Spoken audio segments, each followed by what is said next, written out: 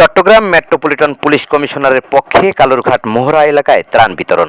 আলামিন রিফাতের প্রতিবেদনে বিস্তারিত। চট্টগ্রাম মেট্রোপলিটন পুলিশের পুলিশ কমিশনার পক্ষে পুলিশ কমিশনার উত্তর হাসান মোস্তফা স্বপন, সহকারী police commissioner পাঁচলাইট zone Kazi Mohammad বিধান আবিদ এবং চান্দাগাঁও থানার অফিসার ইনচার্জ মোহাম্মদ জসিমউদ্দিনের নেতৃত্বে চান্দাগাঁও থানাধীন কালুরঘাট মোহরা এলাকায় অসহায় ও দুস্থ মানুষের মাঝে ত্রাণ সামগ্রী বিতরণ করা হয়েছে।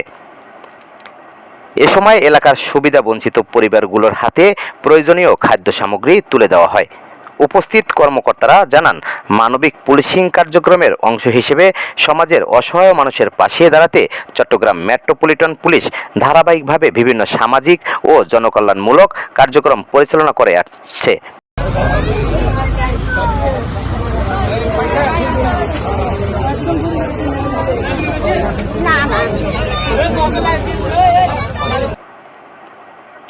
ত্রাণ বিতরণ অনুষ্ঠানে স্থানীয় গণ্যমান্য ব্যক্তিবর্গ, জনপ্রতিনিধি, পুলিশ সদস্য এবং এলাকার বাসিন্দারা উপস্থিত ছিলেন। এ ধরনের মানবিক উদ্যোগ ভবিষ্যতেও অব্যাহত থাকবে বলে সংশ্লিষ্ট কর্মকর্তারা আশাবাদ ব্যক্ত করেন।